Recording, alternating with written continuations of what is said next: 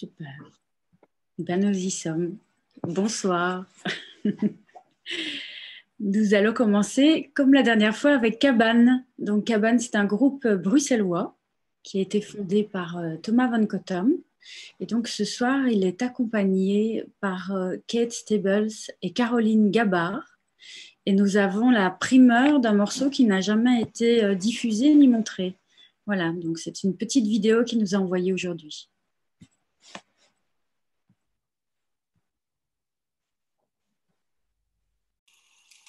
How can you give so much love while you are so strange?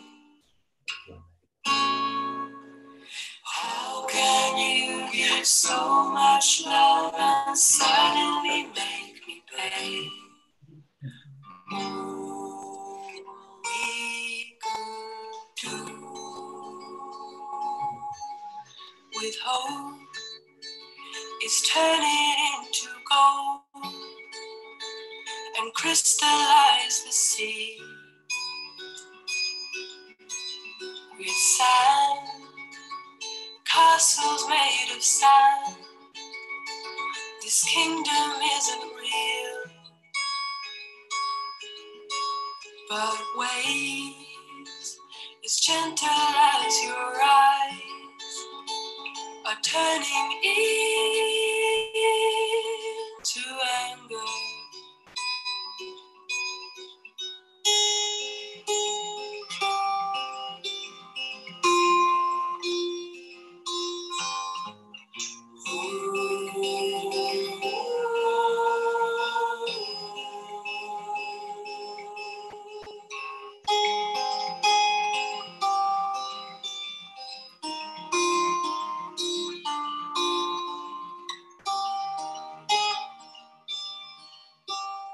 How can you give so much love while you are still unmade?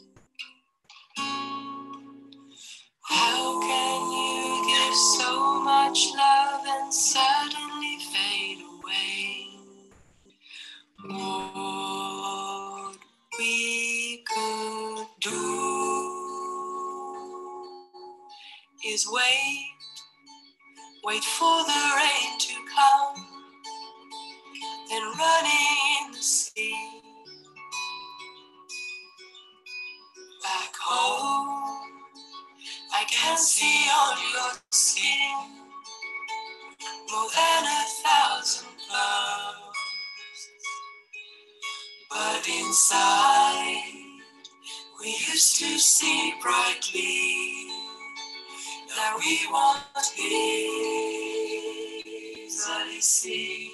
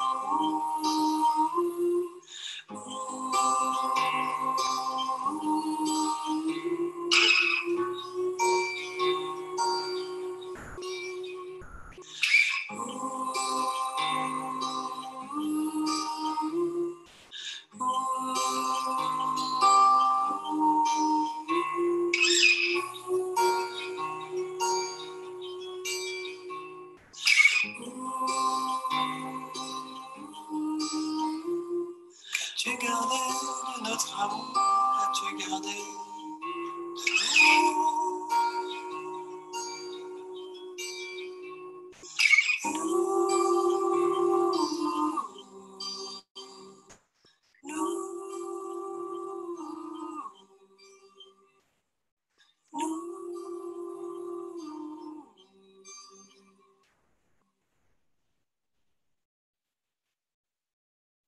Parce que les enfants font de l'école à la maison. Donc, 18 035. Mais donc qui a acheté quoi? Bravo, Cabane! Franchement, c'est son travail. Page web ralentie. C'est un bon boulot, et puis en plus, il y a des arts. Nous avons un charmant micro activé.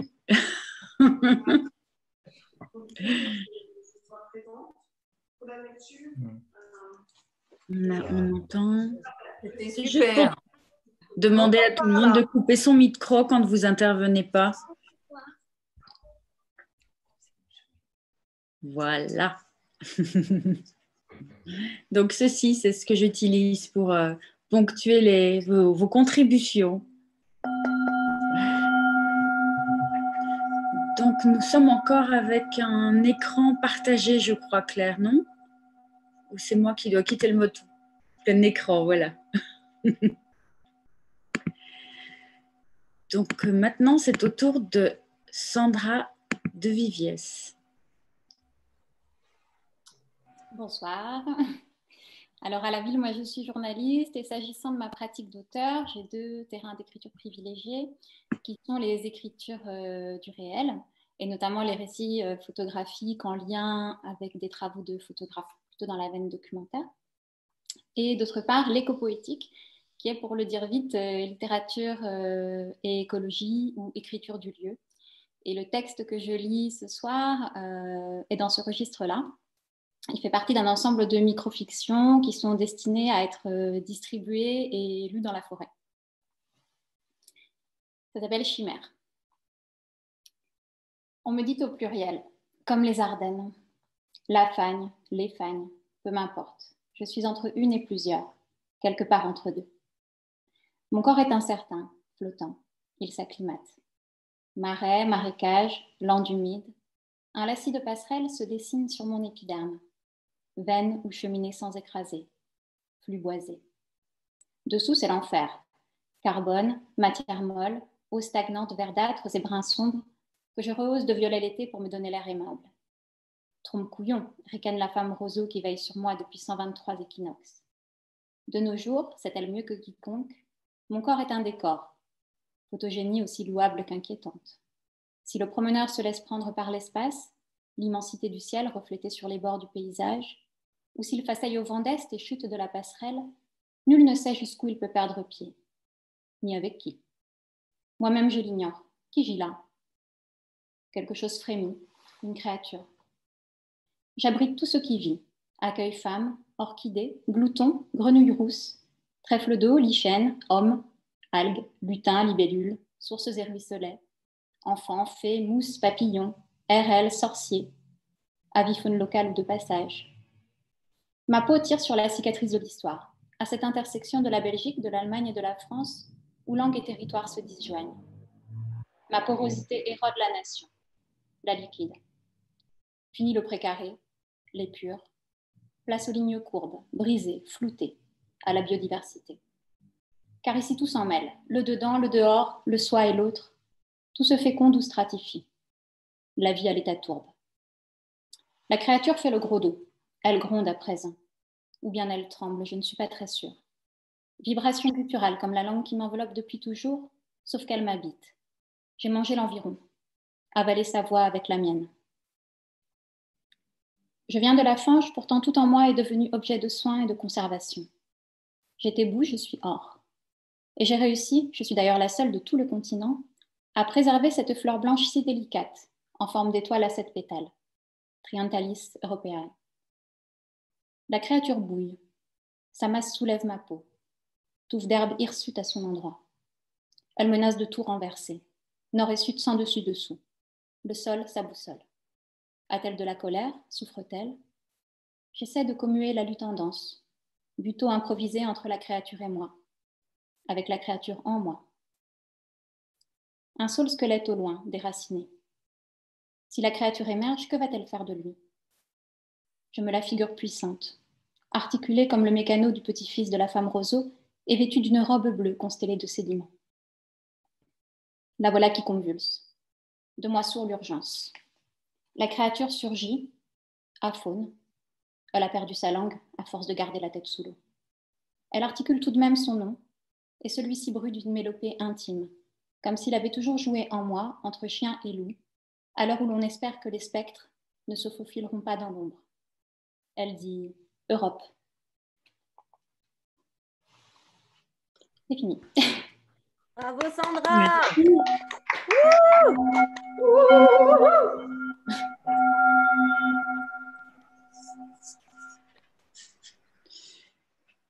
Et maintenant, on va entendre Christine Guinard, qui participe à chaque session depuis le début.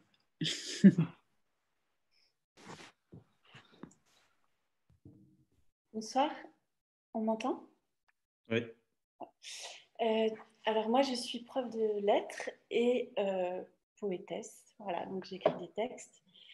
Et ce soir, je vais lire Sorcière, un texte sur la femme, et puis un autre petit texte. Alors, Sorcière. Sorcière, brûlée de l'intérieur, chassée de la cité.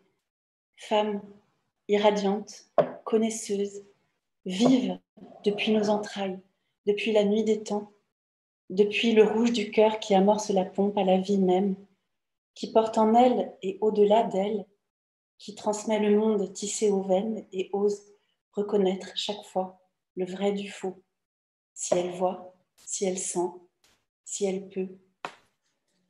Femme qui donne l'enfant et lui donne le monde, qui perçoit l'onde de choc, de vacillement, qui saisit l'ampleur des événements, le sens du rire et du chaos, qui, doucement tendre peut l'être, et pourtant, tendre souvent, mais parfois, elle sait la révolte des hommes, elle sait le ciel lourd sur le dos de l'enfant, elle sait l'orage qui gronde et se lève pour l'arrêter de sa main, seule et plus frêle. Toujours vivante, tiède, elle sait, mais se tait, se meut sans scandale, si elle peut, si elle sent. Poussée par la rumeur d'être belle et pleine d'elle et du monde, d'être nouée de la vie même, si elle voit, elle sait, chassée par le pouvoir des autres, soupçonnée de pouvoir davantage qu'elle-même, de pouvoir le rebond du monde, de pouvoir le mouvement des astres, le guider, le trembler, de son doigt levé doucement vers le ciel.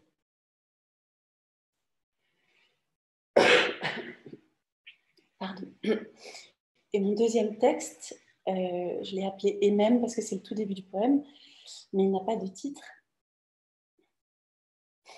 Et même si mon corps tremble, même la nuit, même si c'est au bras surtout et près du cœur, et dans l'arrière des jambes, en haut, en bas, le creux du ventre se cabre et même si la nuque, chargée d'apporter le secours, est raidie par le froid intérieur, j'ai vu sur la digue le violet du ciel jusqu'à l'eau irisée par le sel, au grain de peau des roches noires. J'ai vu la lune si petite me dire qu'il n'est jamais trop tard pour s'efforcer de porter au ventre encore sans le perdre, sans l'égarer, sans le geler, le frémissement constant de l'eau qui claque au bord de l'océan, le tact crépusculaire, la vibration timide du sel hissé dans l'air jusqu'aux masses cotonneuses, jusqu'aux teintes mêlées de marine et dorées, jusqu'au cœur qui ne flanche pas. Voilà. Merci. Bravo Christine.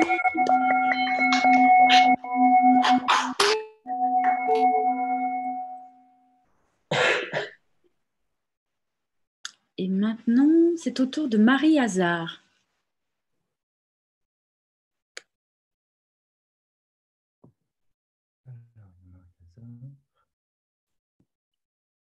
Marie, on ne t'entend pas.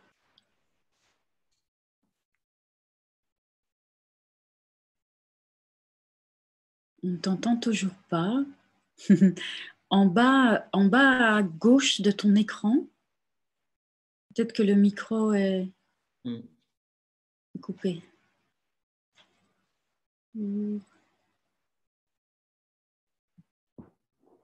Chut. Marie, active ton micro en bas à gauche. Bah. Ou sur l'ordinateur.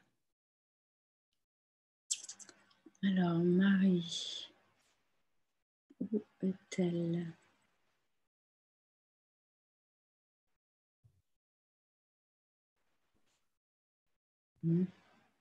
Julien, est-ce que tu peux lui rendre la parole? C'est Julien? bon, mais c'est un problème local sur son ordinateur. Ah, mais je vois que son micro est barré ici, dans participants. Rendez la parole à Marie. Voilà. Non. Et si Normalement, ça doit fonctionner. Ça ne marche pas. Quel dommage.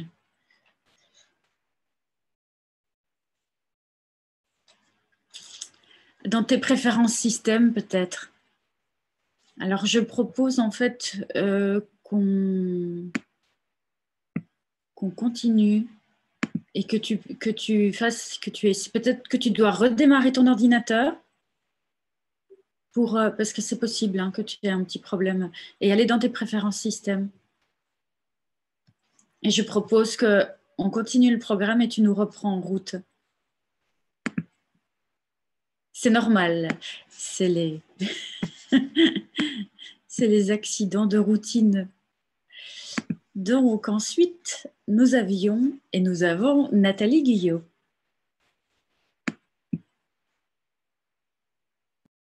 Bonsoir.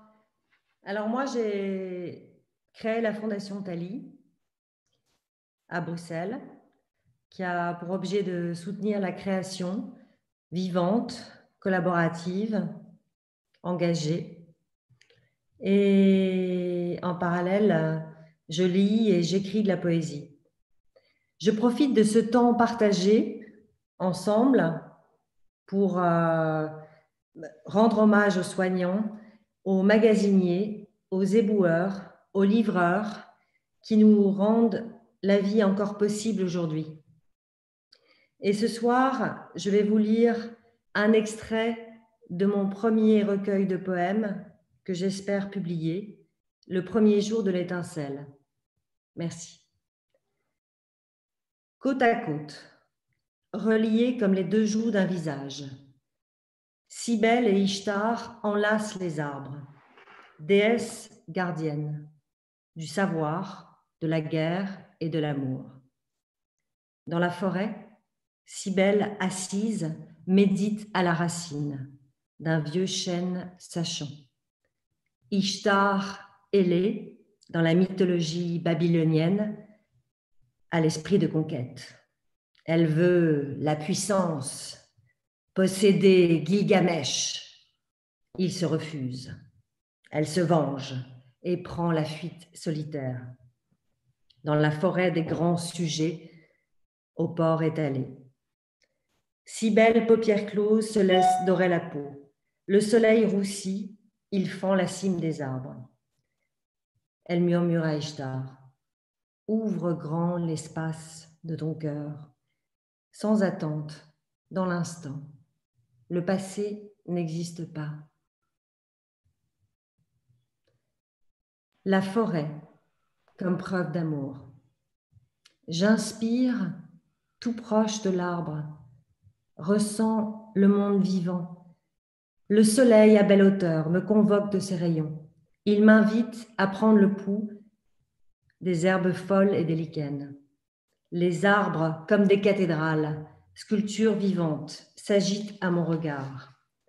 Alors je m'incline vers ces êtres, vers l'univers tout entier.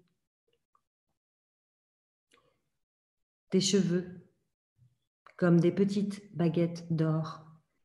Le cobalt métallique de tes yeux toise le hibou au dehors. Cœur singulier, rondeur d'âme, vif argent, de cette intempérance tu m'enivres. Nuage de beauté partagée, affûte mes sens, restaure ma sève au plus profond. Dans le creux de tes reins, niche la lune bleue, suspendue à ton souffle. Surprise du combat, noire pensée taille dans la chair pleine de fiel, fracasse l'air, solitude d'une blessure assumée, ton cœur bat d'anxiété. Ne dérange pas le soleil, il médite. L'aube irisée éblouit les charmilles aux volutes des mésanges. Le sang vermillon a sa nature d'importance, coule à flot dans tes veines, crépitant sous ta peau impatiente.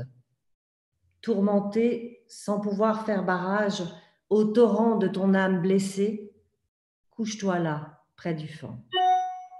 Ni passé, ni futur, berçons l'enfant qui rit en toi.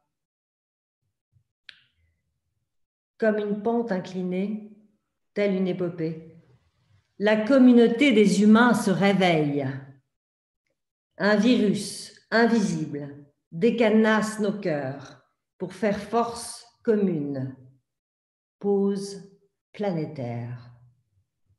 Tous pour un. Ce combat qui nous lie, préservons la vie.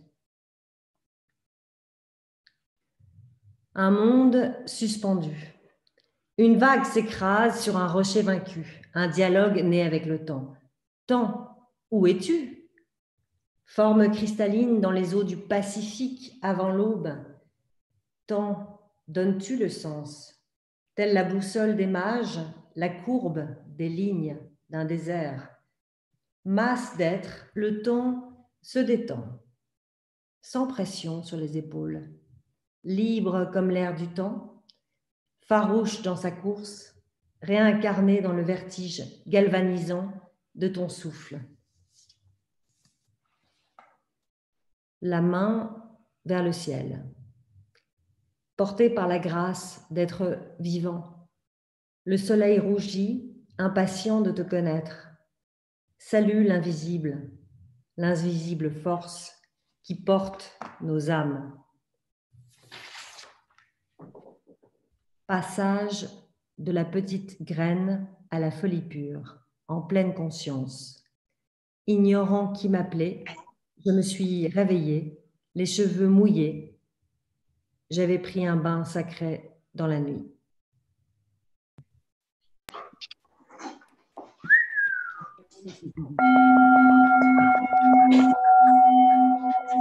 Merci.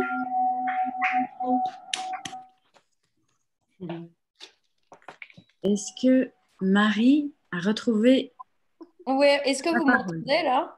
Oui, maintenant on t'entend.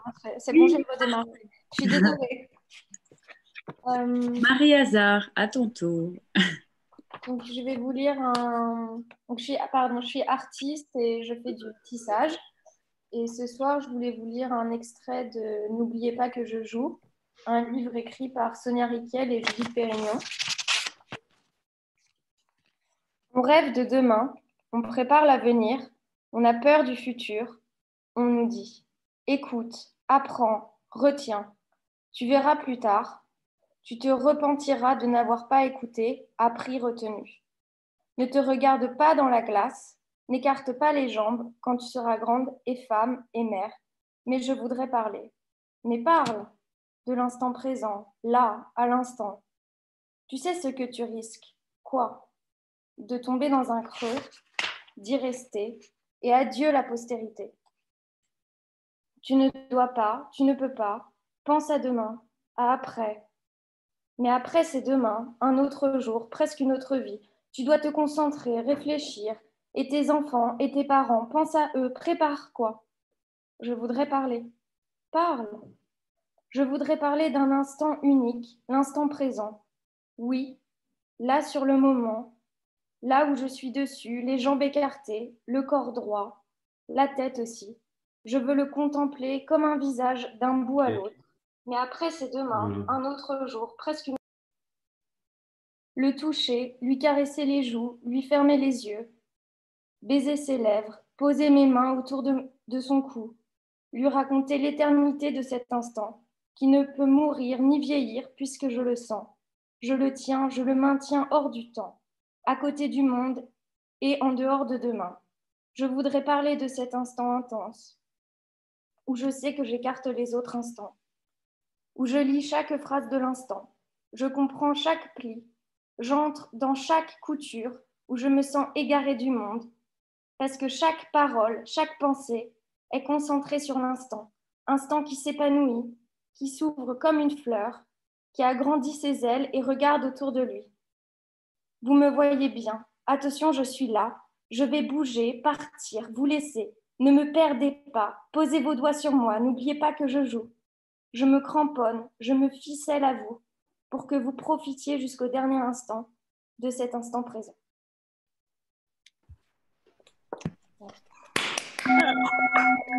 Bravo Marie! Marie! Merci.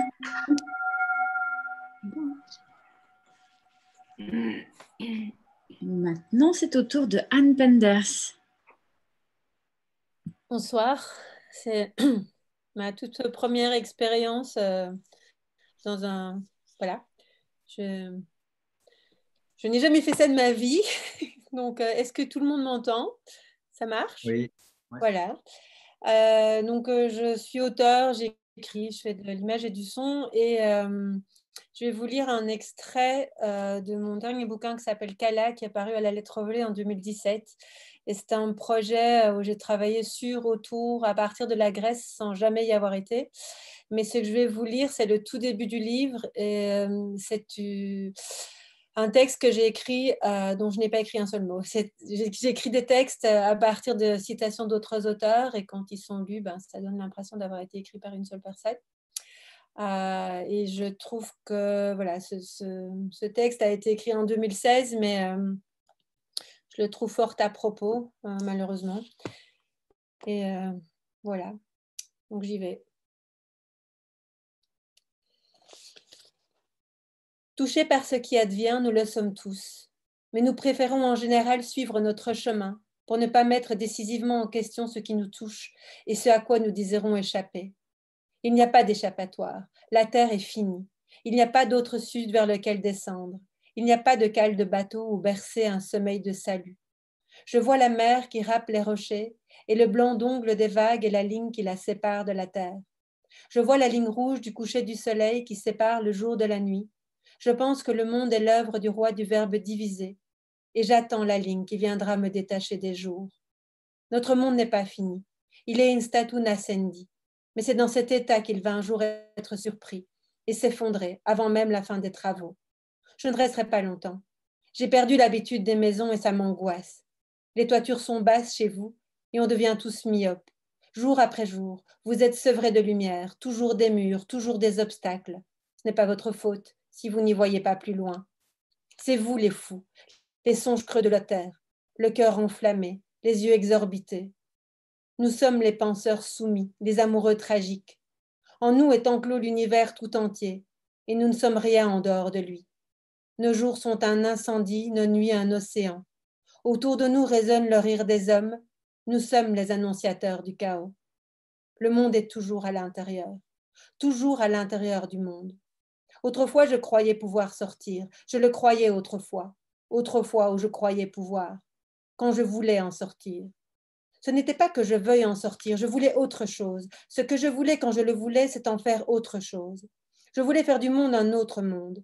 Qu'il ne soit pas ce qu'il était, je ne le voulais pas, je voulais un autre monde, pas celui-ci. Voilà ce que je voulais, sortir de ce monde pour entrer dans un autre. Que le monde ne soit pas celui-ci, plus celui-ci. Que je ne sois plus du tout dans ce monde-ci, que ce monde ne devienne un autre. C'est cela que je voulais autrefois. Il n'était pas obligatoire de se battre, mais il y avait de quoi. Il est difficile de contrôler la colère. Tout le monde sait cela. C'est la raison pour laquelle la colère est la méthode de victimisation la plus radicale. Ce n'est peut-être pas un hasard si en grec les mots colère, thumos, et victime, souma, sont si proches, parce que la colère engendre sa victime avant d'éclater. Ce n'est jamais le logos que vous écoutez, c'est toujours quelqu'un. Le retrait dans les bois, le recours à la forêt sont cette fuite, non panique, qui permet à l'humanité de reconstituer ses forces par-delà le désastre subi et de refonder une espérance dans le creuset de l'expérience communautaire. La communauté ne se forme donc pas seulement à l'occasion d'un désastre, mais bien contre ce désastre, comme ce qui l'endigue, et peut le rendre révocable, car elle est cet événement qui atteste l'incomplétude de ce désastre même. Ceux qui ne veulent pas fuir commencent à se trouver. Une file d'obstinés commence à se former. Ils sont encore dispersés, mais on se connaît. Voilà, Toi, tu es quelqu'un qui a commencé comme ça. La langue ne fait rien à l'affaire, ni le lieu ni les noms. Partout, la fureur est la même. Nous vivons dans un territoire clos et soumis à une surveillance sévère, sur un continent, pour ainsi dire, cerné de tous les côtés par des barrières. Voilà pourquoi aujourd'hui nous finissons par être en colère en permanence. Même quand nous ne disons rien, notre silence ressemble à une explosion de rage. Au partage du temps. Merci.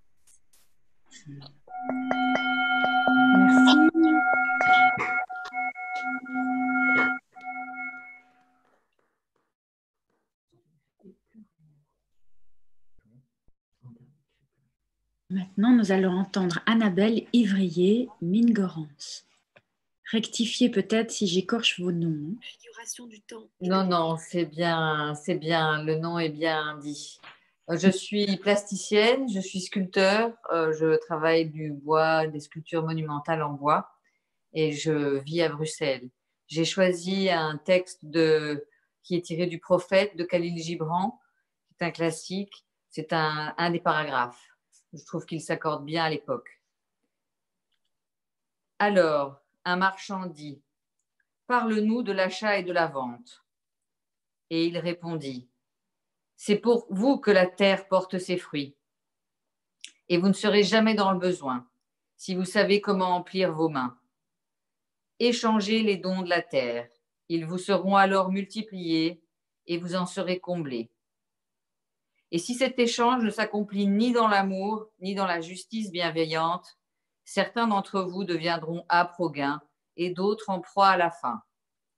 Lorsque vous, travailleurs de la mer, de la terre et des vignes, rencontrez sur la place du marché, vous autres tisserands, potiers et récolteurs d'épices, invoquez tous ensemble le maître esprit de la terre, afin qu'il se manifeste parmi vous et sanctifie vos balances et vos prix, accordant à chaque valeur sa juste valeur.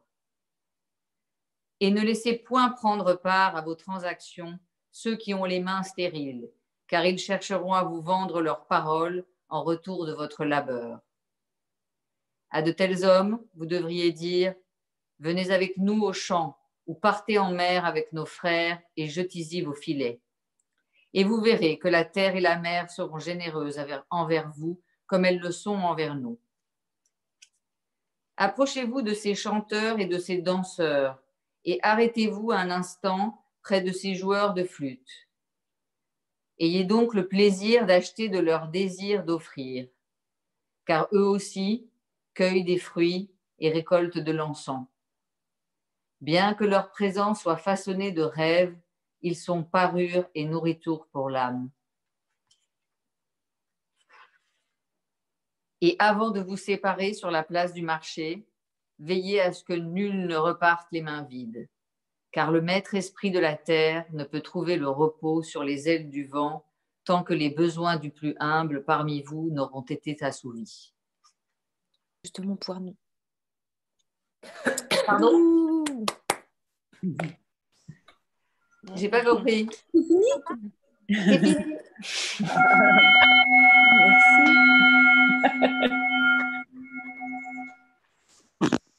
On ne voudrait pas couper la parole d'un poème quand même. C'est au tour de Suzanne Wavelet. 3 poèmes personnels. C'est moi. Vous m'entendez? Très bien. Ok, super. Donc, comme la semaine dernière, je vais lire 3 poèmes personnels qui, a priori, étaient des... Suzanne, il faut que tu te présentes, chère amie.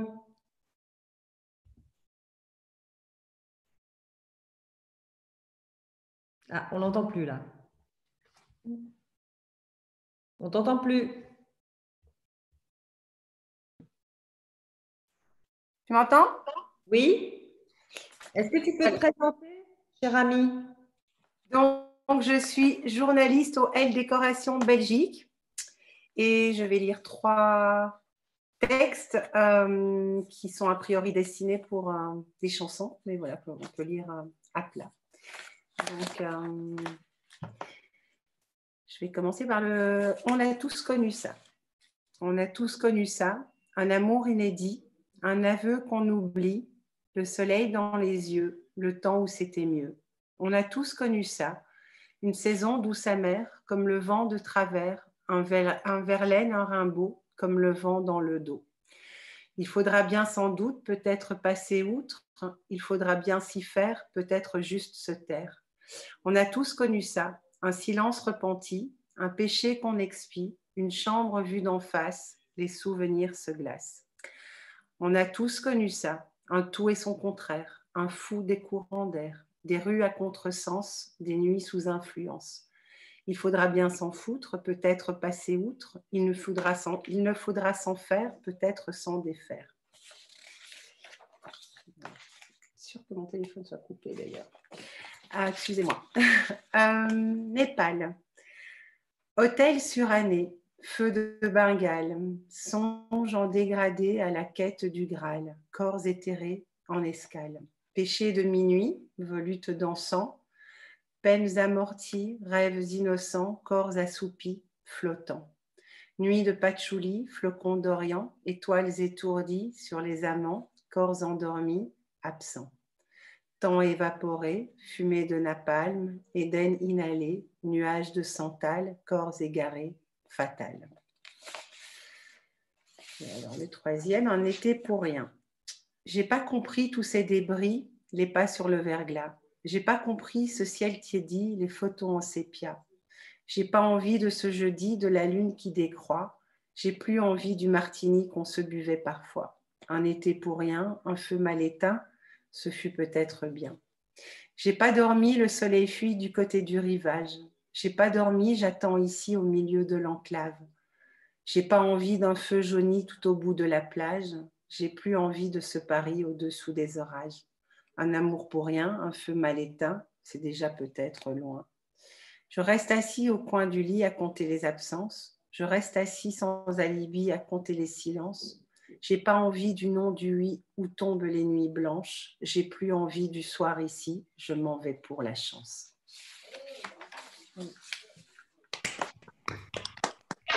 Bravo Suzanne. Ah, j'ai disparu. Attention, je réapparais.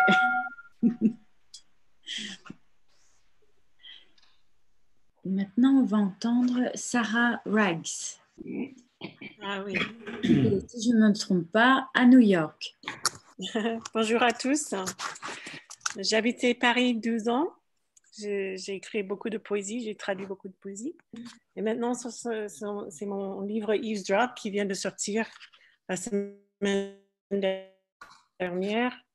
Et je vous lis une partie d'un poème qui s'appelle Each 10 minutes. Donc, c'est un mélange de français et d'anglais. Je croyais all told dans tout ce que tu dis, under which through c'est oui, for instance, les parapluies, here, here, here, évidemment, so comme il devait passer son baccalauréat, with the crowning, cette rue, these people aussitôt bien que déplorables, élection ou de élection d'où on va, someone to lead, non, ce n'est pas de l'herbe, the sun and the blue, quelque chose qui ne va pas surely, it's that, une tendance vers la droite, and the straight, il méritait bien plus que ça, in the drowning, des couronnes, like I said, comme je t'avais dit. I don't know where I'll be in half an hour, et je te parle de la fin de l'année, the end of something, oui, c'est ça, parmi intuition, that va et vient. The same colors ton pied, une couleur ma main. Thank you. And in that crowning, elle disait quelque chose, and we together se disait à tout à l'heure, meaning much later, une fréquence seldom heard, et comment, the how, et respectivement, a book, des livres, the desire to blend it into Marguerite extra strategy. Okay. Once ainsi the hats et les pieds, a ship come in, voilà, c'est ça. To hear, but softly, no, no, no, she says. Premier mot, a labyrinth of humans. rocking d'un côté à l'autre, knowledge in the machine. Le bateau bleu passe, gales of news, encore une interruption, another explosion. Ça, c'est Beyrouth. The red wine, a poison, c'est toxique. You increase, et toute la pizza, plus, more, dans l'assiette, it felt good. Quelques moments, you should get Instagram. Pigeons, even here, mon cher Lisbonne, c'est vrai, the flags continuing to flap, le rouge et le vert, a kind of glistening. Dans la porte d'entrée, a pulling at the follicles, oui, je peux. So in that rencontre, we go, hélas, the wishing du vent, and we are not vous. N'êtes pas obligated, la responsabilité n'est pas singular. Let go, lash, lash, and so.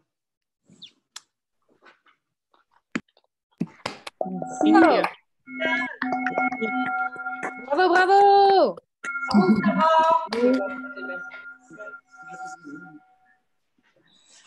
Alors, la personne suivante n'est pas présente et c'est un homme. Jérôme Poggi. Est-ce que Nathalie, tu peux nous le présenter? Oui, Jérôme Poggi, en fait. Poggi, pardon. Alors, c'est un homme, ça devient rare aujourd'hui, un homme.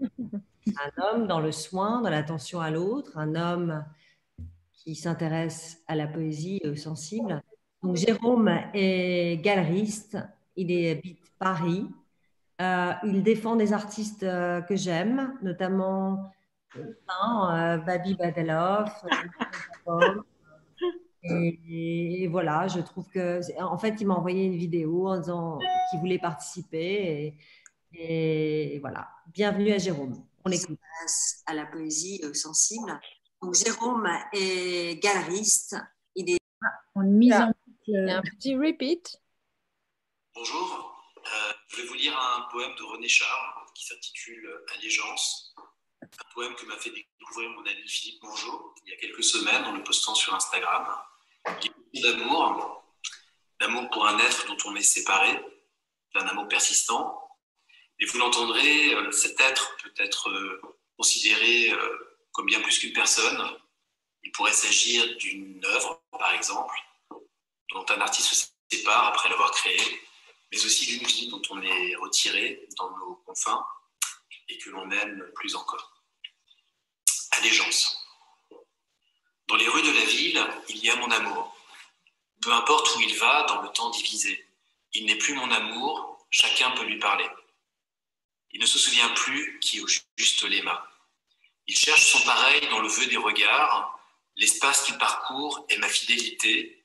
Il dessine l'espoir et léger les conduit. Il est prépondérant sans qu'il y prenne part.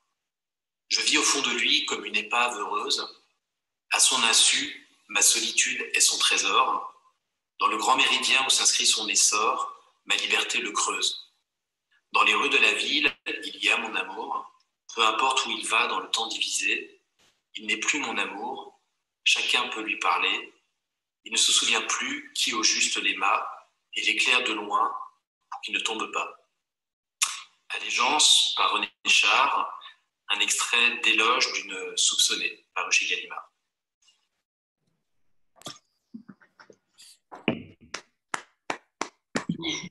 Merci Jérôme. Bravo. Merci. Alors, je dois retirer mon plein écran.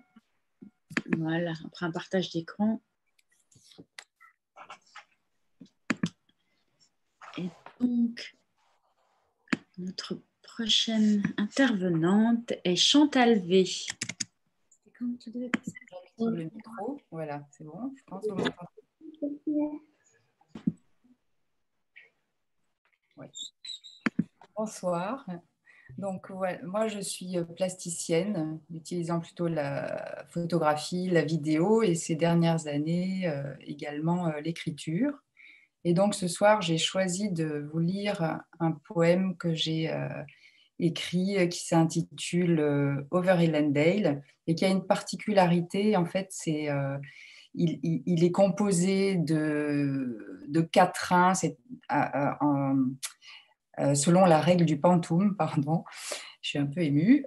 Donc, je répète, il est construit donc, en quatrains selon la forme la règle du Pantoum, c'est-à-dire que ce sont des répétitions de rimes, de strophes, de strophe en strophe, les vers se répètent. Vous verrez, ça sera plus clair au fur et à mesure de la lecture. Donc, voilà quelques extraits. Du haut du Velay, à perte de vue, elle tisse des chevauchés déjà passés. Elle tisse tout essoufflée, déjà passé des heures perdues. Oh mamie, mamie blue, oh mamie blue. Elle chante encore, les mots sans tête s'écrasent, le temps d'absence effilé. Les mots sans tête, à contre-jour. Le temps d'absence effilé, feuilles au vent. À contre-jour, marche, marche. Feuilles au vent, de tiques en aiguille. Marche, marche. D'armes blanches en pierre à huile. De tiques en aiguille, de père en fils. D'armes blanches en pierre à huile, enracinées de père en fils, les rêves s'éclipsent. Freddy n'est pas prêt. La tête en éventail, il revêt ses plumes poudre aux yeux. La tête en éventail, blanche hérésille, poudre aux yeux aux mollets tressés. Blanche hérésille, elle résonne encore, aux mollets tressés bien cachés. Elle lit de l'œil gauche, la tête penchée dans l'ombre. Ses doigts tournent, s'entortillent. La tête penchée dans l'ombre, revient à sa lecture, s'entortille, lâche une boucle. Revient à sa lecture, ferme les yeux, lâche une boucle et livre ouvert. Pics du lisieux, verticales outre-mer, lointaines emmêlées, au coin de l'horizon bleu. Verticales outre-mer, elle entend chanter sa mère. Au coin de l'horizon bleu, le cœur en haut des lèvres. Elle entend chanter sa mère de colline en colline, le cœur en haut des lèvres, épinglé à dos d'âne. De colline en colline, elle sursaute et s'enivre, épinglée à dos d'âne, silhouette vagabonde. Elle sursaute et s'enivre, un virage en aiguille. Silhouette vagabonde, elle passait foumourette. Un virage en aiguille, petit pont des merles. Elle passait foumourette, la vallée s'allongeait. Petit pont des merles, petit pont des merles au nez des champs et forêts. La vallée s'allongeait de noisetiers en bottes de foin. Au nez des champs et forêts, 6 chevrotines et puis s'en vont, de noisetiers en bottes de foin de plein fouet. 6 chevrotines et puis s'en vont, la mère, le père, de plein fouet, 2 ou 3 enfants, fait divers. Lueur au vent fou, mais qui dit je l'écoute, moi non plus je n'entends plus. Mais qui dit je l'écoute, au moins si loin, je n'entends plus, l'arbre est perché. Au moins si loin, curieux vestige, l'arbre est perché en bûche coupée. Curieux vestige, elle compose, en bûche coupée, ses 1000 pensées. Voilà. Bravo. Karine, je au début sur la forme de Pantoum, je suis désolée. Chantal, on pleure tous. On est très unis là. Merci. Très beau. Alors, c'est au tour de Aline Fernande. Bonsoir à toutes. Vous m'entendez? Oui. Bien. Ok, super. Donc voilà, je m'appelle Aline Emingy Fernande. Je suis artiste, conteuse, performeuse et poétesse. Je fais partie aussi d'un rassemblement qui s'appelle Sistas. Ce sont 22 conteuses contemporaines en lutte. Et alors, je vais vous dire un texte aujourd'hui qui s'appelle « Le monde à l'ovaire », qui fait partie d'une trilogie après la vulvitude des choses et la clitopandémie. Voilà. C'est le monde à l'ovaire, l'ovaire du décor, l'ovaire de la médaille, l'oversion des pôles, avec un petit décalage ovaire. Il pleut overse, il faut se tirer les ovaires du nez. Une soupe au vermicelle. Chut, c'est un secret d'Auverchinelle. Le petit a attrapé l'ovéricelle. On va avoir besoin d'une mise au vert. Qui habite la commune d'Auvers à Bruxelles? Changement d'ovaire. S'overtuer à faire quelque chose. Connaître les heures d'ouverture. Recevoir un premier avertissement. Garder de l'overtume. Où est le zoo d'Auvers? Une partie d'overball? For over and over, you take my heart and I will love you. Un pull au vert, un pull en mauvert, un tricot vert, un ours au vert. Ce métier souffre d'un trop grand turnover. De l'ovaire de la main, avoir la tête à l'ovaire. Avoir de l'oversion pour quelque chose. Over Simpson, Over et Hardy, l'Odyssée d'Over, qui a tué Over? Over Federer, Over Ranger, Over Fool, cours, Over, cours!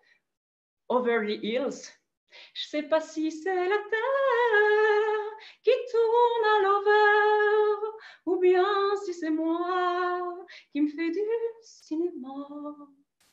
Overto Echo, j'adore le nouveau cover d'Over Totozzi. Ludwig van Beethoven, Auvert et le loup, Jacques Provert, José Beauvert, la lessive et couvert, un canard couvert, au verre de gris, un verre d'eau, au verre d'eau s'il vous plaît. Oui à l'Auvergne, oui aux Auvergnates, oui à Vulvic. Bon, c'est pas l'Auvert à boire. Des ovaires, j'espère, être ou ovaires, ovaires de terre, des haricots verts, des auvertes et des pas mûrs, faire un tour au verger, l'auberge des 4 saisons, au vernaculaire. L'ovéra est le mâle de la truie. Quand les poules covèrent, de Grace Over, les pirates et les covers, each over, au nom d'Auvers, du Fils et du Saint-Doux. Chapitre 4, verset 3, selon l'Évangile, selon Saint-Auvers. Être élu Auvers de la ville en vertu des pouvoirs qui me sont conférés, agglomération, hélicover, bulldover, nouveau modèle de l'introver, baleine ovaire, vertébré, mégalovaire, les croisements du phénicovaire, 3 mètres d'envergure, ovéreux, au diable vauvert, les yeux overrons, elle a les yeux réboverts. Elle a le regard qui tue, elle a tiré la première, m'a touché, c'est foutu. Et au vice-versa, au vertical, au vertige, au vercule, tombé KO par overcut, je chante dans le port de Vancouver, je chante pour des souvenirs amers. Overmount et overticket de Le Cap au Vert, Césaria Overia, Trovert et Troubadour, Overciféré, ascendant au verso, préparez des overines pour l'apéritif. Overmaltune, ça vous fait un homme, dès le verso. Come together, oh yeah, come together, over me. L'ouvertitude des choses, au vernissage ce soir, au vernitouche, un nouvel article dans l'Auvers l'avenir. Au versatile, le juge a donné le verdict recto verso. Écoutez la nouvelle version de Overphonic. Overground. En vérité, je ne suis pas si sûre. Je me suis overlificoté les pinceaux. Non, voilà. Parler ouvertement. Regarde, elle a les yeux ouverts. Écrire une lettre ouverte et revendiquer le droit à l'ouvertement. Tolérance 0. 2 weeks in a vaginal fall for my jail. For my over, $20,000 bail, for my over, everybody day, every day I'm psychanized, for my over. C'est un travail d'ovaire, ça me boule au verse, tergiverser, se convertir, se reconvertir, controverser, le nouveau gouvernement, converger. Toi, l'Auvergnat, quand tu mourras, quand le croque-mort t'emportera, qu'il te conduise à travers ciel, au vert éternel, au verde. Bon, à chaque pot son couvercle, j'adore ce proverbe, le système scovaire, le système sauvère, le cercle pauvert, arracher une mauvais, être de mauvais poil, l'étoile pauvère, corps ovaire, épice ovaire, faire une overdose, tout ça, c'est à ovéré efficace. Payer les droits de nos vers, les honoraires d'avocat avec modération, ou bien passer à trop vert. Il s'avère que c'était un ovaire très rude, puis les premières primavères. If you want to be my over, you gotta get my friend. Make it last forever. Friendship never ends. Finding Overland. Bon, pour le reste, on verra plus tard. Au revoir. Et si, j'ai encore une petite question. Est-ce qu'il y en a parmi vous qui savent si le bar lesbien Mother and Daughter sera ouvert? Et puis, faites gaffe quand même ici sur Zoom parce que Big Over is watching you. Donc voilà, courage, gardons l'esprit et les bras grands ouverts.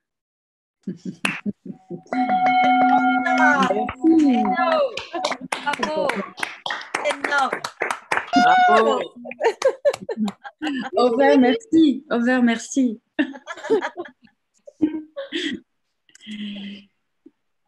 Maintenant, nous allons entendre Lise Coirier. Oui, bonjour. Attends. Ah. Bonjour. Rebonjour. Oui, on te voit et on t'entend.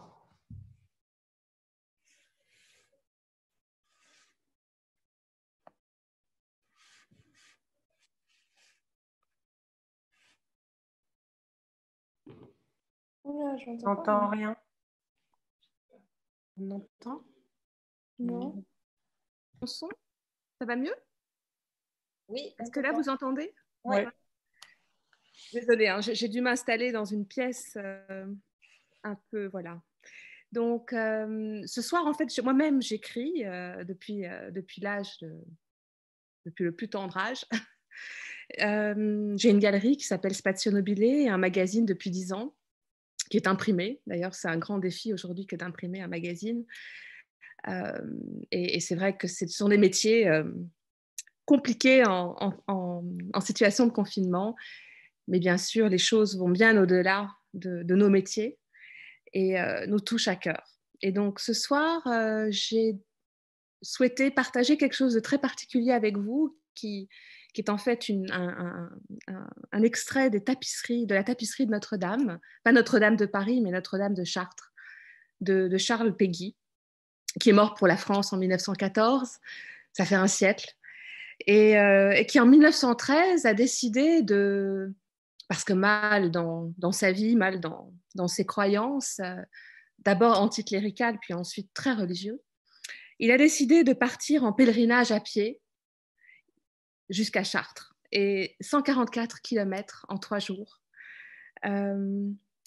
tout en disant que Notre-Dame n'a pas sauvé son désespoir, mais il y a trouvé des trésors de grâce et une surabondance de grâce inconcevable. Et j'aime beaucoup Charles Péguy parce que quelque part, il célèbre ces valeurs de la noblesse naturelle de l'homme, de sa dignité et de sa liberté. Je ne suis pas spécialement républicaine, même si je suis française, je suis installée en Belgique. Et ce qui m'a beaucoup émue, en fait, à propos de Charles Péguy, c'est qu'il a inspiré un des tout grands peintres belges qui reste encore très mystérieux, très, très énigmatique et très envoûtant. Il s'agit du peintre conceptuel Dan van Zeeveren, dont les peintures, finalement, il en reste la croix, le losange, les diagonales, le carré. Un concept, finalement, qui traverse le temps, l'histoire, les hommes. Son inspiration, qui rejoint celle de Charles Péguy, est mystique. Il en réfère aux antiques vertus, à cette foi chrétienne, à cette harmonie entre le charnel et le spirituel. Et c'est en ça, je pense, que cet approfondissement du cœur m'a beaucoup touchée. Donc, je vais vous lire ce passage de la tapisserie de Notre-Dame. D'ici vers vous, ô reine, il n'est plus que la route. Celle-ci nous regarde. On est à peine bien d'autres. Vous avez votre gloire et nous avons les nôtres. Nous l'avons entamée. On la mangera toute. Nous savons ce que c'est qu'un tronçon qui s'ajoute au tronçon déjà fait et ce qu'un kilomètre demande de jarrer et ce qu'il faut en mettre Nous passerons ce soir par le pont et la voûte.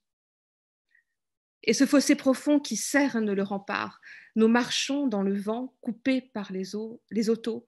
C'est ici la contrée imprenable en photo, la route nue et grave allant de part en part. Nous avons eu bon vent de partir dès le jour. Nous coucherons ce soir à 2 pas de chez vous, dans cette vieille auberge, où pour 40 sous, nous dormirons tout près de votre illustre toux. Nous serons si fourbus que nous regarderons assis sur une chaise auprès de la fenêtre, dans un écrasement du corps et de tout l'être, avec des yeux battus presque avec des yeux ronds, et les sourcils haussés jusque dedans nos fronts, l'angle, une fois trouvé par un seul homme au monde, et l'unique montée ascendante et profonde, et nous serons recrus, et nous contemplerons. Voici l'axe et la ligne et la géante fleur. Voici la dure pente et le contentement. Voici l'exactitude et le consentement, et la sévère larme, ô reine de douleur. Voici la nudité, le reste est vêtement. Voici le vêtement, tout le reste est parure. Voici la pureté, tout le reste est souillure. Voici la pauvreté, le reste est ornement. Voici la seule force et le reste est faiblesse. Voici l'arête unique et le reste est bavure. Et la seule noblesse et le reste est ordure. Et la seule grandeur et le reste est bassesse. Voici la seule foi qui ne soit point parjure. Voici le seul élan qui sache un peu monter. Voici le seul instant qui vaille de compter. Voici le seul propos qui s'achève et qui dure. Voici le monument, tout le reste est doublure. Et voici notre amour et notre entendement et notre port de tête et notre apaisement et le rien de dentelle et l'exacte moulure. Voici le beau serment, le reste est forfaiture. Voici l'unique prix de nos arrachements, le salaire payé de nos retranchements. Voici la vérité. Le reste est imposture. Voici le firmament, le reste est procédure. Et vers le tribunal, voici l'ajustement, et vers le paradis, voici l'achèvement, et la feuille de pierre, et l'exacte nervure. Voilà, je vous remercie. Merci.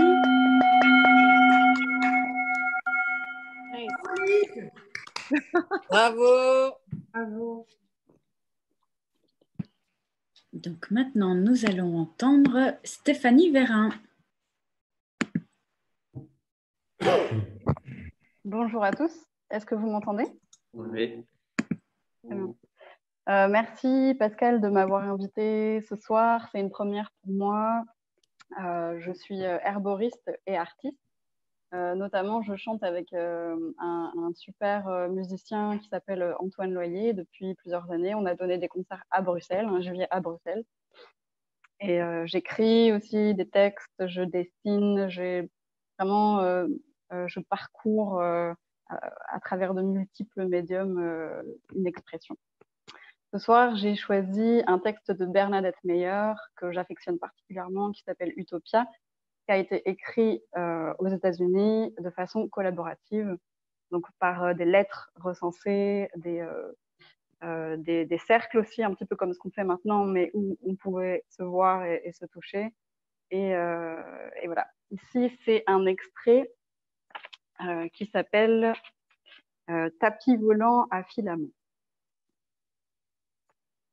Je roule sur une autoroute à 2 voies bordée de buissons d'arbres et de fleurs dans un véhicule de taille moyenne que j'ai emprunté dans la rue pour aller à la campagne. La voiture n'émet pas de gaz d'échappement, mais une sorte de merde comme le ferait un cheval ou une personne. Lorsque vous vous arrêtez à la station essence, vous ne faites pas le plein d'essence, mais votre voiture mange du maïs et défèque sur place pendant que vous assistez à différents spectacles de danse, concours de poésie, cirque, débats, films et zoos, tous subventionnés par les grandes compagnies pétrolières chargées de recycler la merde.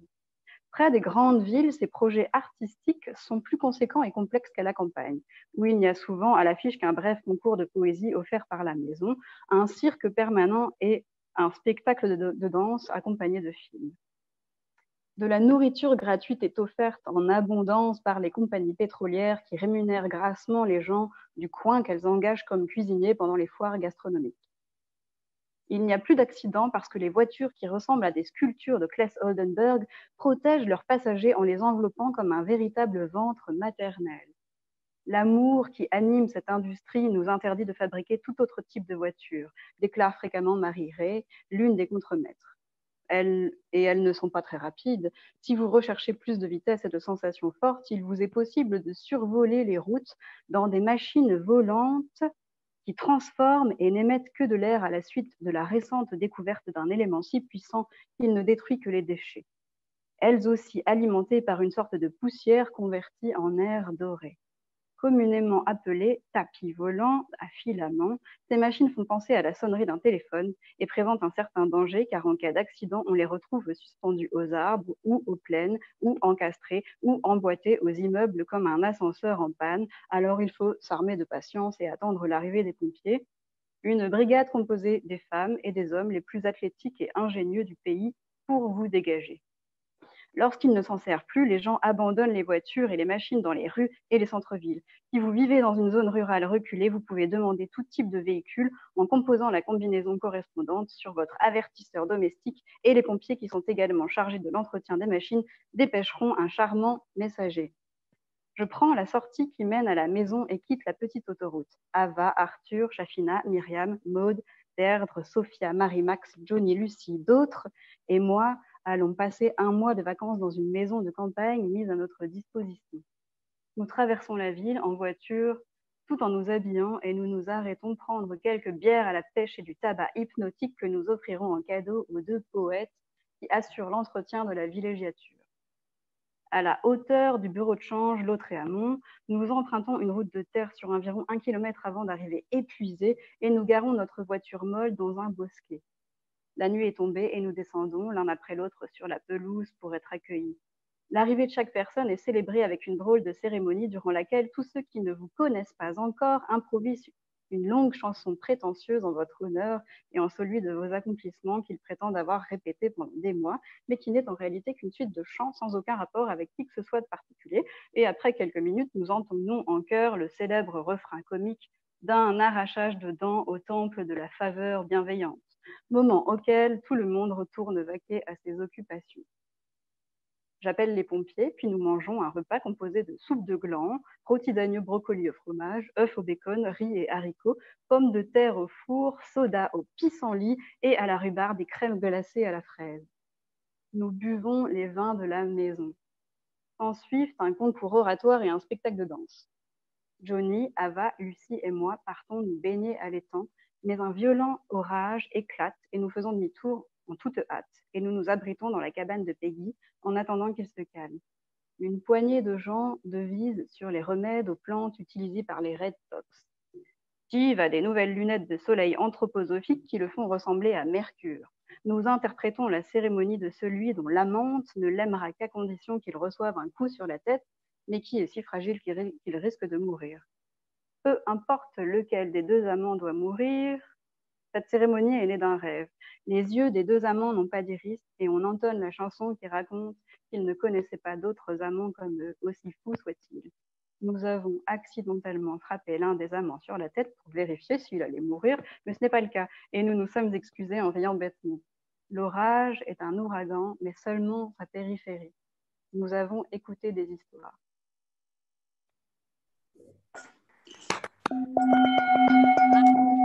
Merci. Oh. Sarah demande qui signe la traduction par curiosité.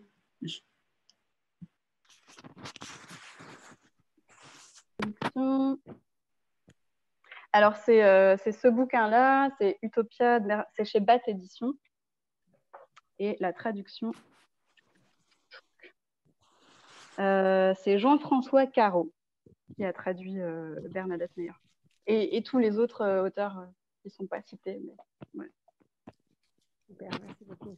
Merci. Merci pour votre écoute.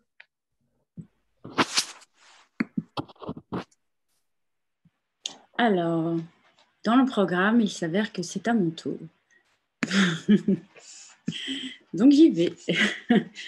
Donc, je suis Pascale Barret, je suis artiste visuelle et performeuse, militante, enseignante. Voilà. multiples. J'ai choisi de partager avec vous un extrait des Guerrières de Monique Wittig pour plein de raisons, notamment parce que je souhaitais faire un fémage pour la Nuit de la Poésie qui était originellement prévue à la Fondation Thalie. Et voilà, c'est un L qui n'est pas familier, un L qui est traité pour des héroïnes. Et je dirais que c'est un livre coup de poing utopique. Et en fait, je vais tout de suite passer à ma petite lecture. Ce sera beaucoup plus parlant.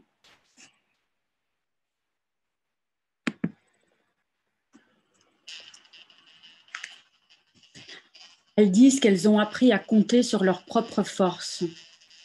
Elles disent qu'elles savent ce qu'ensemble, elles signifient. Elles disent que celles qui revendiquent un langage nouveau apprennent d'abord la violence. Elles disent que celles qui veulent transformer le monde s'emparent avant tout des fusils. Elles disent qu'elles partent de zéro. Elles disent que c'est un monde nouveau qui commence. Elles disent que, tandis que le monde est plein de bruit, elles les voient déjà s'emparer des cités industrielles. Elles sont dans les usines, dans les aérodromes, dans les maisons de la radio. Elles contrôlent les communications. Elles ont mis la main sur les usines d'aéronautique, d'électronique, de balistique, d'informatique. Elles sont dans les fonderies, les hauts fourneaux, les chantiers navals, les arsenaux, les raffineries, les distilleries. Elles se sont emparées des pompes, des presses, des leviers, des laminoirs, des treuils, des poulies, des grues, des turbines, des marteaux-piqueurs, des arcs, des chalumeaux. Elles disent qu'elles les voient se déplacer avec force et bonheur. Elles disent qu'elles les entendent crier et chanter. Le soleil peut briller, le monde nous appartient.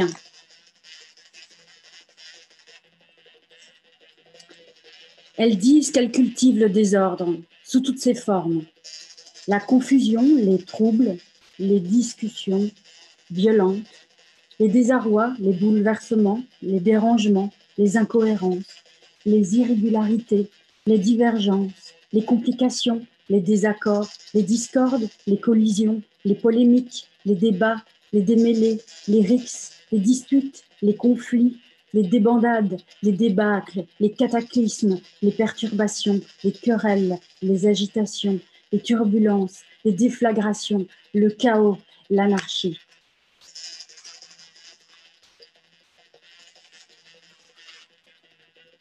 Leurs yeux accrochés à un tégument filiforme se mêlent à leurs longs cheveux. Quand elles secouent la tête pour écarter de leurs joues quelques mèches, ou bien quand elles se penchent, on les voit rouler, brillants, bleutés, auréolés, du blanc de la cornée, ronds comme des agates. Elles n'y portent la main que pour les ranger, mais elles peignent leurs cheveux mèche par mèche. Chacun d'eux, touché, ferme, alors ses paupières, ressemblant à une luciole qui s'éteint. Quand elles sautent dans les prés, en se tenant par la main, on voit dans leur chevelure comme des centaines de grosses perles qui étincellent au soleil. Si elles se mettent à pleurer, la chute de leurs larmes les entoure, de la tête aux pieds. À travers la lumière des menus arcs-en-ciel, les nimbent et les font resplendir. Elles disent que le clitoris a été comparé à un noyau de cerise, à un bourgeon, à une jeune pousse, à un sésame décortiqué, à une amande, à une baie de myrrhe, à un dard, à un canon d'une serrure. Elles disent que les grandes lèvres ont été comparées à 2 valves d'un coquillage. Elles disent que la face cachée des nymphes a été comparée à la pourpre de Sidon, au corail des tropiques. Elles disent que la cyprine a été comparée à l'eau de la mer, iodée, salée. Espacement, doré, lacunes, ils vont nus les déserts verts. On les rêve, on les parlera, les oiseaux de jet immobiles, les armes couchées au soleil, le son des voix chantantes, les mortes, les mortes, les mortes. Connivence, révolution, c'est l'ardeur au combat, chaleur intense, mort et bonheur, dans les poitrines mamelées, les phénix, les phénix, les phénix. Célibataires et dorés libres, on entend leurs ailes déployées. Les oiseaux, les sirènes nageantes, les arêtes translucides, les ailes, les soleils verts, les prairies violettes et plates, les cris, les rires, les mouvements, elles affirment triomphant que tout geste est renversement. Merci. Bravo.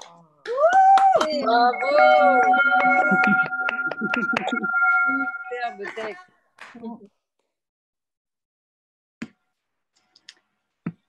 Alors, on poursuit avec Christophe Fiat. Bonjour à tous, à toutes. Donc, je suis écrivain. J'ai publié une quinzaine de bouquins, dont un dernier livre qui s'intitule Tea Time, voilà, qui est en vente depuis, je ne dis plus en librairie, mais qui est en vente depuis début mars. Voilà, je suis aussi performeur, j'ai aussi créé j'ai aussi fait des créations pour le théâtre, dont une dernière création autour du personnage de Cléopâtre avec Judith Henry. Voilà, et je fais aussi des fictions pour la radio, essentiellement pour France Culture. Voilà, et c'est vrai que ce qui m'intéresse, ce qui domine dans mon travail quand même, c'est ce que j'appelle des épopées féminines, voilà, avec des personnages féminins comme la comtesse de Ségur, Cosima Wagner, Courtney Love aussi, voilà. Et exceptionnellement, ce soir, je vais vous lire des quatrains, donc de la poésie, que j'ai écrit là depuis une quinzaine de jours. Donc j'ai intitulé ça Quatrains de quarantaine. Voilà, ils ont été écrits dans l'urgence, hein. Voilà, ils font écho à ce qu'on vit aujourd'hui, enfin en tout cas à ce que je ressens. Et voilà, c'est quand même des poèmes, peut-être, donc c'est un titre provisoire, Quatrains de quarantaine, mais je trouve bien clair. Voilà, c'est des poèmes, comme vous verrez, qui sont donc très brefs, c'est des quatrains, et qui sont voilà, très crépusculaires. Voilà, donc je vais vous en lire une dizaine, exceptionnellement sur une tablette, parce que voilà, je ne peux plus faire d'impression. Alors.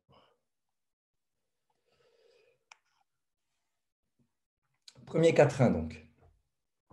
Voilà, on y est, c'est la guerre mondiale contre un virus mortel. Putain d'apocalypse d'enfer, le nouvel ordre est surréel. I love Paris. 1. Des policiers masqués surgissent. Ils me demandent ce que je fais. Je fais mes courses. I love Paris. Ce soir, je bois du chardonnay. Télévision. Les chaînes d'infos en continu, 24 heures sur 24, délire. Pendant qu'ici, on s'habitue à ne pas nous autodétruire. Héroïne et héros. Les infirmières émiées aux yeux, cernées dans tous les hôpitaux. Ils travaillent jour et nuit, c'est eux, les héroïnes et les héros. L'heure d'été. Depuis dimanche, c'est l'heure d'été et aujourd'hui, un fort vent froid souffle sur la ville ensoleillée. Je n'ai pas bougé de chez moi. I love Paris. 2. Comme ils sont frais, les courants d'air, avec l'arrivée du printemps, quand dans les rues, tout est désert, dans ce Paris de morts vivants. Méditation métaphysique. À être confiné comme ça, je vais devenir cartésien. Je suis, j'existe ou pas, je me métamorphose en rien. Culture. C'est cigarette sur cigarette, plus bag-in-box de vin blanc, plus de la poésie en quête de peur, d'angoisse, de balle à blanc. Rock. Alors, rock, c'est écrit R-O-C-K et pas R-O-C. Rock. Je n'écoute même plus de musique à cause des ritournelles d'oiseaux qui font des boucles psychotiques et des larcènes et des échos. Chère Virginia, ta chambre à soi, c'est bien quand on choisit d'y être. Mais là, je tourne en rond 1000 fois par jour. Demain, j'arrête d'émettre. Doomsday Clock. Je me demande quelle heure il est sur l'horloge de l'apocalypse. Je me concentre vite fait, bien fait, avant que le monde ne s'éclipse. Star Trek. La téléportation, j'en rêve. Tout mon système nerveux débloque. Si du virus un jour je crève, faites que mon âme s'électrochoque. Et un dernier quatrain. Le monde. Après l'épidémie, le monde nous fera encore grimacer pendant longtemps, comme la Joconde, absente dans le Louvre fermé.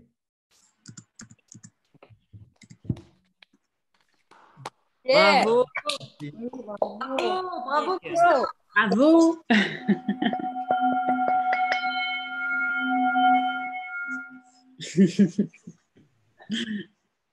Merci. Merci à tout le monde. On va entendre Hortense Gauthier. C'est moi. C'est moi, je suis là.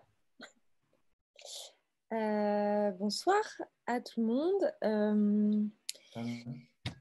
Je suis un peu stressée. Donc, je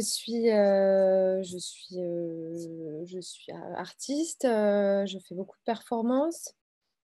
J'écris depuis longtemps et j'écris essentiellement pour les performances, pour faire des actions qui mêlent images, son, texte, mouvement, objet.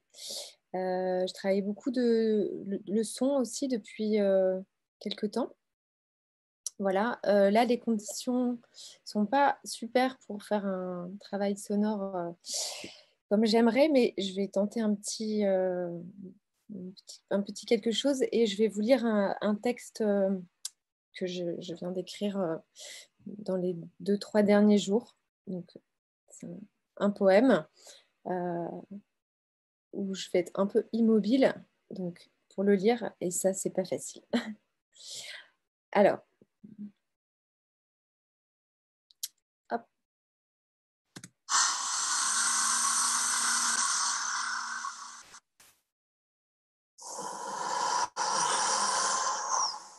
Nous sommes appelés à nos intérieurs. Nous sommes appelés à nous retrancher, à prendre nos quartiers à l'intérieur de chez nous. Ça va peut-être faire beaucoup trop de bruit. Nous sommes appelés à nos intérieurs. Nous sommes appelés à nous retrancher, à prendre nos quartiers à l'intérieur de chez nous, de nos espaces intimes, quand nous en avons, à l'intérieur de nos espaces intérieurs. Nous nous confinons, nous nous retranchons, nous entrons en retranchement, à l'intérieur de nos quartiers, dans nos bastions, bien dedans, retranchés, tous retranchés, bien éloignés à l'intérieur de chez nous, en retranchement des autres, dans leurs intérieurs, chacun son quartier, chacun sa tranchée, bien dedans. Une reconfiguration du temps et de l'espace. Nous nous écartons. Veuillez appliquer les mesures de distanciation sociale. Nous nous écartons. Nous nous mettons à l'écart. Nous sommes dans l'écartement du temps, entre intérieur et extérieur. Écartelés, distance intérieure, écart extérieur, nous sommes écartelés. Ce besoin d'être en contact, en lien et la nécessité de nous éloigner pour justement pouvoir nous préserver les uns des autres. Nous sommes écartés. Nous sommes écartés. Dedans, écartés. Écartés de nos vies, écartés et des autres dans l'écart de la distance qui nous rapproche tout en nous tenant éloignés. tout en nous tenant éloignés, tout en nous tenant éloignés, qui nous rapproche tout en nous tenant éloignés. Nous sommes retranchés, écartelés, distancés. Veuillez appliquer les mesures de distanciation sociale. Nous entrons dans un temps du retrait. Nous nous retirons. Dedans, nous battons en retraite, face à la menace, face à la contamination. Nous nous mettons en retrait, dedans, en retrait. Nous allons au front. Nous nous mettons en retrait, nous allons au front, nous nous mettons en retrait, nous allons au front, nous allons au front. Oui, nous continuons à travailler. Je répète, nous allons au front. Nous continuons à vous servir à la caisse. Nous continuons à ramasser vos poubelles. Nous continuons à vous soigner. Nous continuons à vous enseigner. Nous nous retirons. Nous sommes dans le retrait. Nous sommes à l'écart. Nous sommes retranchés. Nous sommes dedans, dedans le retrait. Dedans la tranchée, bien isolée, bien écartée. Nous y sommes vraiment, dedans l'écartement. Un nouveau partage du sensible. Et c'est là que ceux qui sont dehors semblent encore plus loin, dans leur dehors encore plus éloignés de nous, les retirés, les à l'abri, les bien au chaud dans leur petit chez-soi, dans leur grand chez-soi ouvert sur le jardin, la campagne, la forêt, les chemins. Il y a ceux qui sont encore plus enfermés, dans leur enfermement, enfermés dehors, ceux qui continuent, même dans l'écart, même dans la distance, ceux qui continuent, dans la séparation, pendant le grand retirement. Nous sommes appelés au grand retirement. Nous ne bougeons plus dans l'espace. Nous ne circulons plus. Nous nous délimitons. Nous nous retirons. Nous créons des intervalles. Nous respirons loin. Nous nous mettons en retrait. Nous nous délimitons. Nous nous écartons. Ne bougeons plus. Restons bien dedans, retirons-nous. Créons des intervalles. Respirons loin. Veuillez appliquer les mesures de distanciation sociale. Nous sommes appelés au grand retirement. Nous ralentissons. Nous sommes dans l'intervalle. Nous sommes dans l'écart. Nous ralentissons le travail. Nous ralentissons le sommeil. Nous ralentissons le mouvement. Nous allons aller de plus en plus lentement. Nous sommes en suspension, dans l'intervalle, dans l'écart, dans le retrait. Nous ne faisons presque plus rien. Presque. Nous ralentissons encore. À l'écart, retirés, nous ne bougeons presque plus. Nous respirons. Un nouveau partage du temps et de l'espace. Dedans, nous n'aurons jamais passé autant de temps ensemble. Ouais, c'est super. Magique. Bravo. Merci. C'est vraiment bien.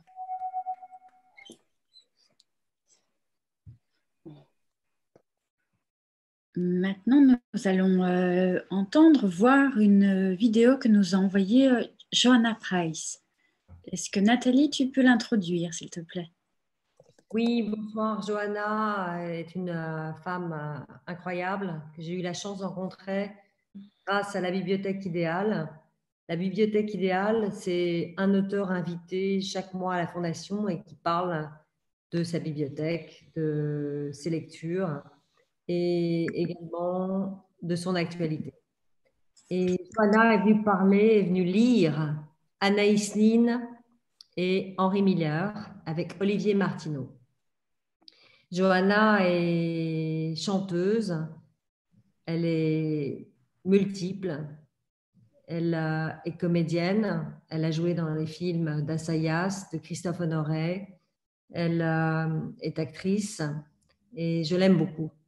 Merci Johanna et à tout de suite.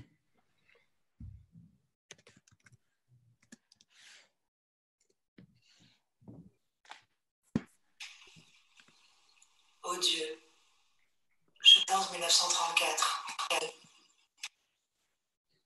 Oh Dieu, je pourrais être confinée dans une coquille de noix et me prendre pour le roi d'un espace sans limite. Mais je fais de mauvais rêves. Shakespeare, Hamlet.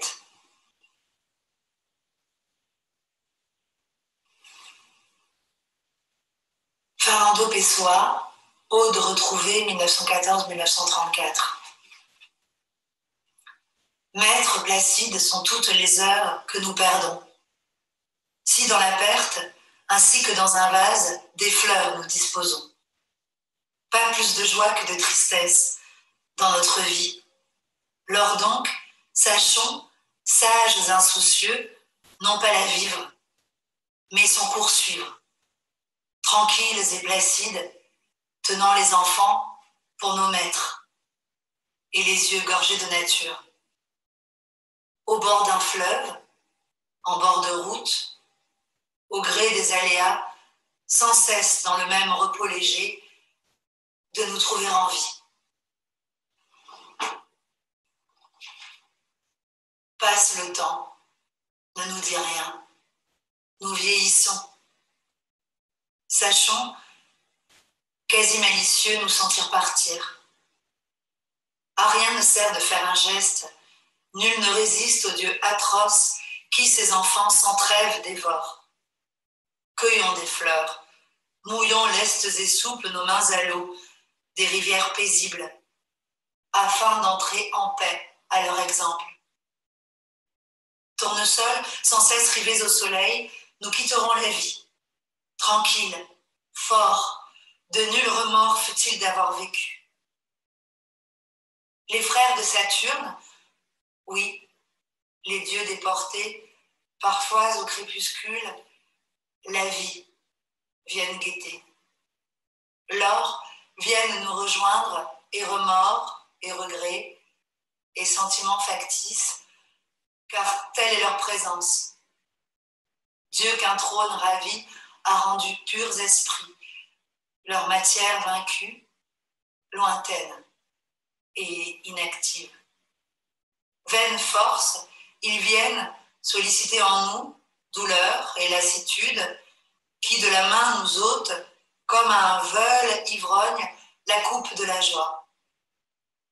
Nous faire accroire ils viennent, ruines exaspérées, de primitives forces, que le monde est plus vaste que le visible et le tangible, pour que d'offense nous blessions, et Jupiter et Apollon. Ainsi, jusqu'aux terrestres rives de l'horizon, au crépuscule Hypérion, pour son char vient pleurer qu'usurpa jadis Apollon. Et le couchant prend les couleurs de la douleur d'un lieu lointain, et retentissent des sanglots dans l'espace au-delà des sphères. Ainsi pleurent les dieux.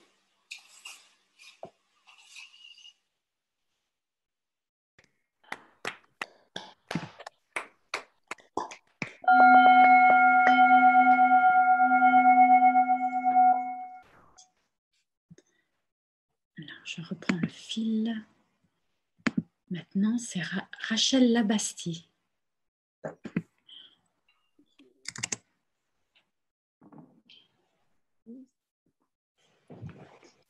Là, on m'entend?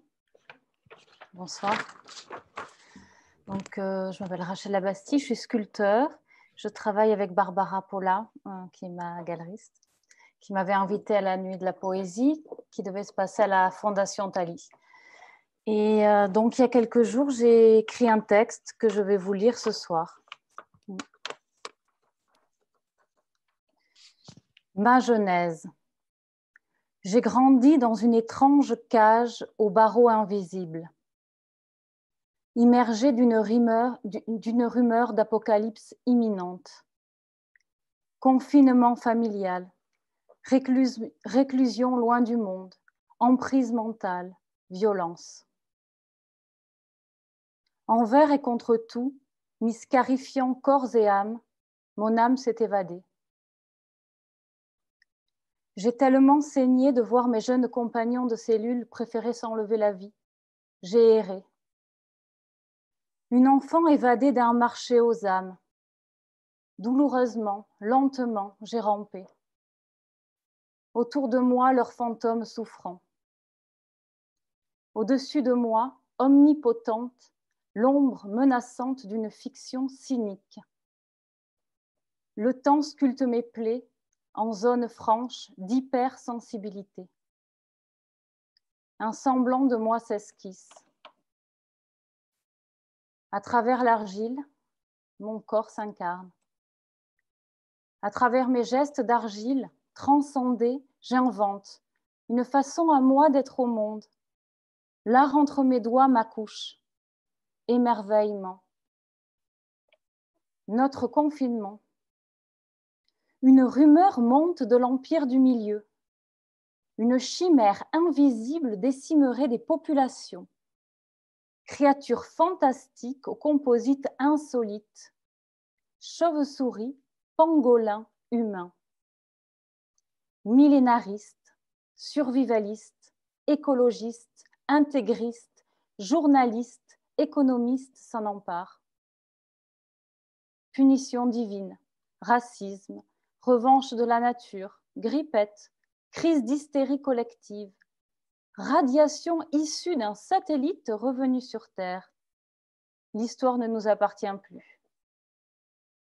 Des milliers de morts sur nos écrans, lacune d'empathie, coup de théâtre, confinement déclaré, à la recherche du temps vaincu, huis clos de la survie, confinement familial sur fond apocalyptique, amère Madeleine. Les jours avancent avec la nécessité intérieure d'un repli vital, essentiel. Ne plus rien savoir du monde, tout nier de lui. Juste fixer intensément le regard de mon fils.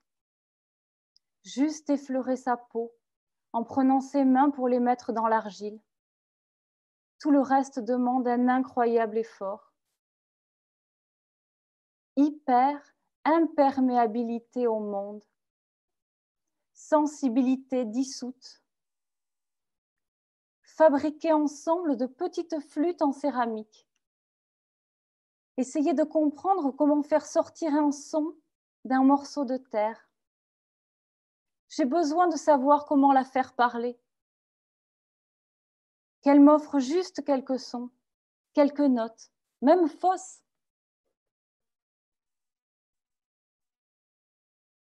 Mon fils me prend la main, me dit de ne pas m'inquiéter, que ce n'est pas grave au fond, si nos flûtes ne savent pas parler.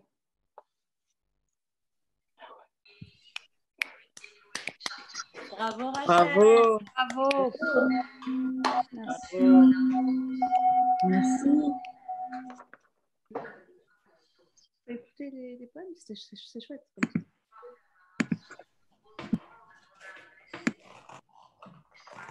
Autour de Agnès Sternauer.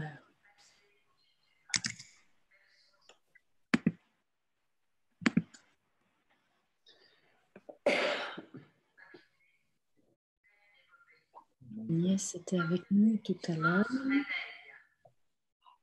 Ça, pardon. Là, ça marche? Ça va, là? On entend, oui. Bon. Oui. Donc, moi, je suis peintre et sculpteur. Et j'ai eu envie de... Je tiens des notes d'atelier, mais j'ai eu envie de partager avec vous un texte dont je suis tombée complètement amoureuse dès que je l'ai entendu il y a des années, et que je lis et je relis régulièrement. Et là, c'est une nouvelle qui s'appelle L'œuf et la poule, et c'est dans un livre c'est une auteure, Clarice Lispector, qui est brésilienne, et ce recueil s'appelle Corps séparés. Donc, je vais vous lire un extrait de cette nouvelle, L'œuf et la poule. Le matin, dans la cuisine, sur la table, je vois l'œuf. Je regarde l'œuf d'un seul regard. À peine vois-je l'œuf et aussitôt cela devient avoir vu un œuf, le même, il y a 3 millénaires. Dans l'instant même de voir l'œuf, il est le souvenir d'un œuf. Seul voit l'œuf, celui qui l'aurait déjà vu. Si l'on voit l'œuf, c'est trop tard. œuf vu, œuf perdu. Voir l'œuf est la promesse qu'un jour on verra de nouveau l'œuf. Regard bref et indivisible, Au cas où il y a une pensée, il n'y en a pas. Il y a l'œuf. Regarder est l'instrument nécessaire que je jetterai après usage. Voir l'œuf est impossible. L'œuf est supervisible de la même façon qu'il y a des sons supersoniques. Personne n'est capable de voir l'œuf. Le chien voit-il l'œuf? Seules les machines voient l'œuf, la grue voit l'œuf. Quand j'étais antique, un œuf s'est posé sur mon épaule. L'amour pour l'œuf, de même, ne s'éprouve pas. L'amour pour l'œuf est pour moi suprasensible. On ne sait pas qu'on aime l'œuf. Quand j'étais antique, j'ai été dépositaire de l'œuf et j'ai marché à pas légers pour ne pas renverser le silence de l'œuf. Quand je suis morte, on a retiré de moi l'œuf avec précaution. Il était encore vivant. Seul celui qui verrait le monde verrait l'œuf. Comme le monde, l'œuf est évident. L'œuf n'existe plus. Comme la lumière de l'étoile déjà morte, l'œuf proprement dit n'existe plus. œuf, tu es parfait, tu es blanc. À toi, je dédie le commencement. À toi, je dédie la première fois. L'œuf est une chose suspendue. Il ne s'est jamais posé. Quand il se pose, ce n'est pas lui qui s'est posé, c'est une surface qui est venue se fixer sous l'œuf. Je regarde l'œuf dans la cuisine avec une attention superficielle pour ne pas le casser. Je prends le plus grand soin de ne pas le comprendre, puisqu'il est impossible de le comprendre. Je sais que si je le comprends, c'est une erreur de ma part. Comprendre est la preuve de l'erreur. Le comprendre n'est pas la façon de le voir. Ne jamais penser à l'œuf est une façon de l'avoir vu. L'œuf est une extériorisation. Avoir une coquille, c'est se donner. L'œuf dénude la cuisine. Il fait de la table un plan incliné. L'œuf expose. Celui qui s'enfonce dans un œuf, celui qui voit plus que la superficie de l'œuf, veut autre chose. Il a faim. L'œuf est l'âme de la poule maladroite. L'œuf assuré. La poule effarouchée. L'œuf assuré. Comme un projectile figé en l'air, car un œuf est un œuf dans l'espace. œuf sur azur, œuf, je t'aime. Je t'aime comme une chose ne sait même pas qu'elle aime l'autre chose. Je ne le touche pas, c'est l'aura de mes doigts qui voit l'œuf. Je ne le touche pas. Mais me vouer à la vision de l'œuf serait mourir à la vie mondaine et j'ai encore besoin de son jaune et de son blanc. L'œuf me voit-il? L'œuf m'idéalise-t-il? L'œuf me médite-t-il? Non, tout au plus, l'œuf me voit. Il est exempt de la compréhension qui blesse. L'œuf n'a jamais lutté. Il est un don. L'œuf est invisible à l'œil nu. Un œuf a peut-être été un triangle qui, à force de rouler dans l'espace, a fini par s'ovaliser. L'œuf est-il fondamentalement un vase? A-t-il été le premier vase modelé par les Étrusques? Non. L'œuf est originaire de Macédoine. C'est là-bas qu'il a été calculé, fruit de la plus pénible spontanéité. Dans les sables de la Macédoine, un homme l'a dessiné à l'aide d'un bâton, puis il l'a effacé avec son pied nu. Pardon?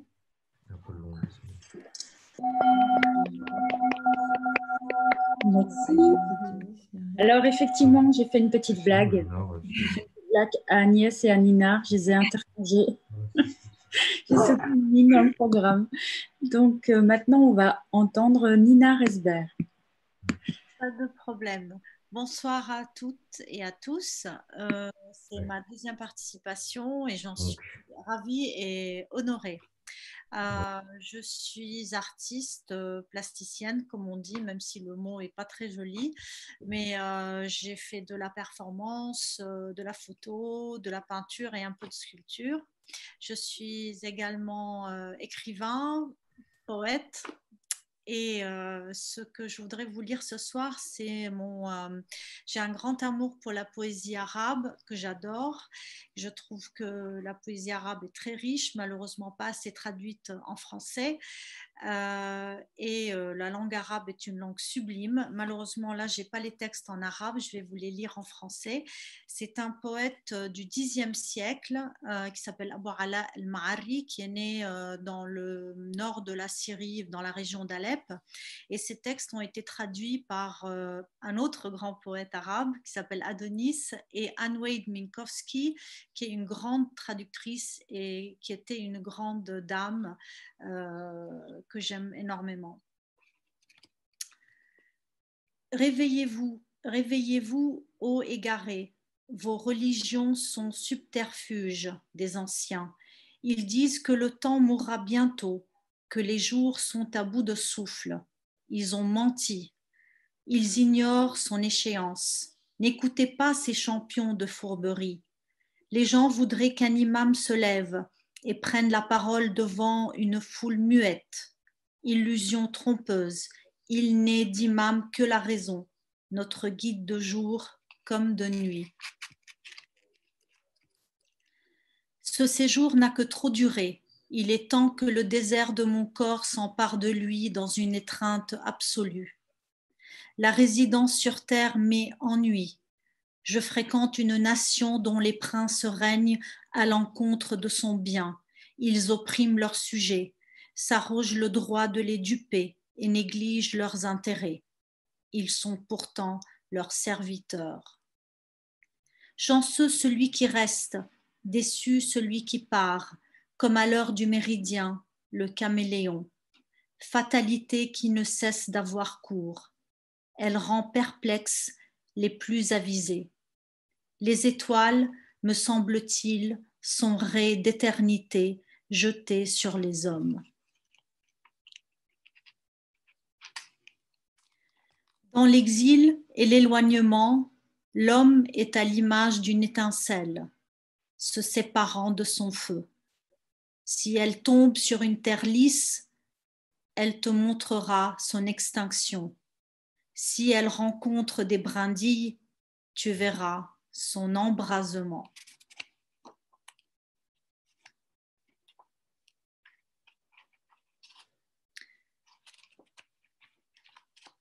Foi, incroyance, rumeurs colportées, Coran, Torah, Évangile, prescrivant leurs lois, à toute génération ces mensonges que l'on s'empresse de croire et consigner.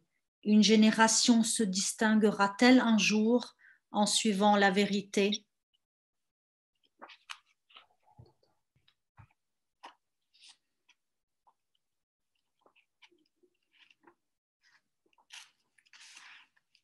Tour à tour, négation et connaissance s'emparent de l'esprit. À chaque sens son démenti et son affirmation. La mort, long sommeil sans limite. Le sommeil, mort à courte échéance. Les devins qui scrutent le ciel voient l'éclair. Peut-être mourront-ils sans en avoir profité. On peut être sauvé dans une terre stérile, anéanti dans une terre fertile. Voilà, merci. S'ils arrivent à mettre le lavabo là-dedans, un placard dans la porte, bonjour. Bravo, bravo. Merci.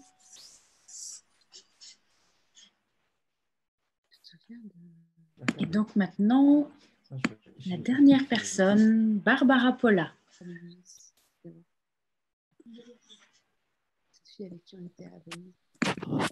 Merci. Donc, je suis Barbara Pola. Je suis une grande curieuse, une grande amoureuse. J'aime la poésie, la liberté et la beauté, et je suis la galeriste de Rachel Labastie. Ce soir, je vais vous lire deux textes très différents les uns des autres. Le premier s'appelle Poélitique. Je voulais faire de la politique pour changer le monde. Oui, changer le monde, rien moins. Je voulais un monde plus libre. Aujourd'hui, je fais de la poésie, mieux de la poétique, du grec poieo. Je fais, je crée. Une poétique citoyenne, une politique plus poétique, en un mot, de la poétique. J'ai été élue pendant 12 ans, les 4 derniers en qualité de députée nationale. Je votais à gauche pour les libertés individuelles, à droite pour les libertés d'innover et d'entreprendre, et à ma manière pour les questions femmes et société. Personne ne comprenait vraiment ce que je faisais, ce que je voulais, où je me situais. 12 ans plus tard, je fus donc désélue.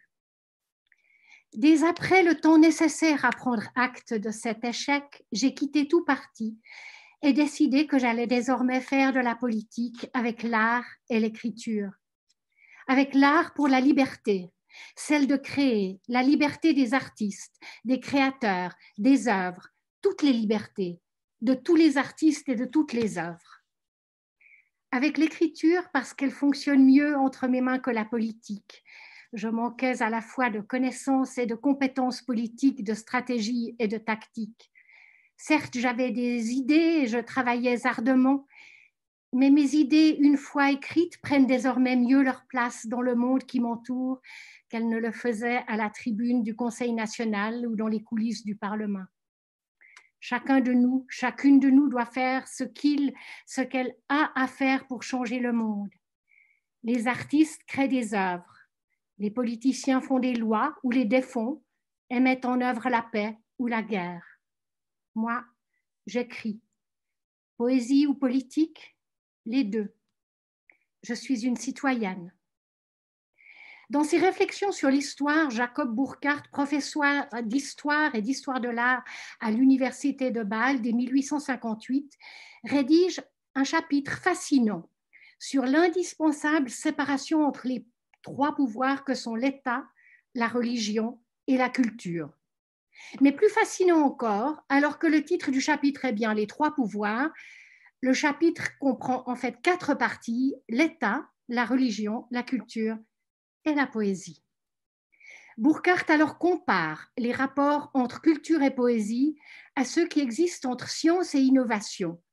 Ce qu'on appelle en général la recherche tend à analyser le monde existant. L'innovation, quant à elle, bien plus risquée, œuvre à créer de nouveaux mondes. La poésie, selon Burckhardt, va elle aussi chercher à créer de nouveaux mondes plutôt que de décrire ceux existants. La poésie procéderait donc bien d'un ordre supérieur. Selon Burckhardt encore, les poètes sont les porte-paroles et les témoins de leur temps et de leur peuple, bien plus que les politiciens. La poésie incarne la transition de la nécessité vers le choix, du général vers l'individuel, vers la diversité infinie.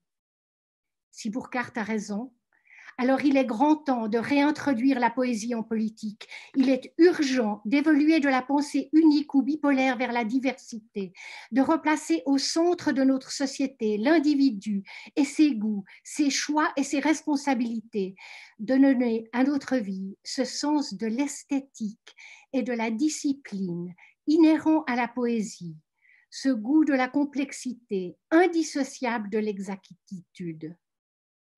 Selon Burckhardt encore, comme selon Cocteau, la poésie porte en toute indépendance une lumière de vérité sur les temps et les gens. La poésie est un des moyens les plus insolents de dire la vérité, disait le second. Une politique plus poétique serait donc plus vraie, plus juste et certainement plus pacifique. La terreur ne saurait émerger d'un marathon de poésie. Un travail constant sur la beauté de la forme ne saurait s'accommoder de la banalité du fond. Le rythme des alexandrins, comme celui des haïkus, la complexité qu'il comporte, la concentration qu'il nécessite, la diversité qui est la leur, sont incompatibles avec la vacuité de la pensée qui préfigure les extrémismes. C'est joli quand même la porte comme ça. Le deuxième et dernier texte, c'est une berceuse, donc c'est pour vous endormir tous. Et donc, c'est Philippe qui voulait que je lise des poèmes. Fais voir. Et il est fort, hein. et puis, j'ai aussi écouté Nathalie qui nous a dit qu'elle souhaitait ouvrir cette soirée en fait aux EHPAD, aux personnes âgées. Et cette berceuse s'adresse à ma mère. Lullaby for my mother, mais c'est en français, Philippe, rassure-toi. Tu es si vieille, tu es si belle, tu es l'été indien, tu chantes sur le balcon, tu te berces toi-même avec tes chansons, chansons de ton pays, de ton adolescence, les chansons les plus douces que chantait ton enfance. Tu es si vieille, tu es si belle, ceux qui ne comprennent pas ne connaissent pas la vie. L'arrière-saison est la plus tendre, l'arrière-saison n'en finit pas. Les fruits les plus sucrés, les rêves les plus fous, les tableaux les plus riches, c'est à l'arrière-saison. Les pâtisseries fondent en fin d'après-midi et ton visage sourit, tu lèches tes babines, ton corps aussi sourit des yeux et de l'âme en fin d'après-midi. Tu aimes la beauté, la liberté d'abord. Tu as choisi la vie, la veille et ses couleurs. De fin d'après-midi, tu es si vieille, tu es si belle. Tu es l'été indien. Je t'aime dans tes dentelles, je t'aime les yeux fermés. Tu t'endors doucement, tu chantes sur le balcon. Tu te berces toi-même avec tes chansons. Chansons de ton pays, de ton adolescence. Les chansons les plus douces que chantait ton enfance. La joie de la moisson, celle de la semaison et à l'arrière-saison, tu retrouves les jeunes gens à la table du goûter, le désir, non la mort, la joie, jamais la plainte, le travail des couleurs et la célébration. Tu es si vieille, tu es si belle, tu es l'été indien, je t'aime dans tes dentelles, je t'aime les yeux fermés. Endors-toi doucement car la nuit va tomber et ces moissons de rêves enchante nos printemps, la musique des couleurs, la forme des chansons. Tu es si vieille, tu es si belle. Ceux qui ne comprennent pas ne connaissent pas la vie.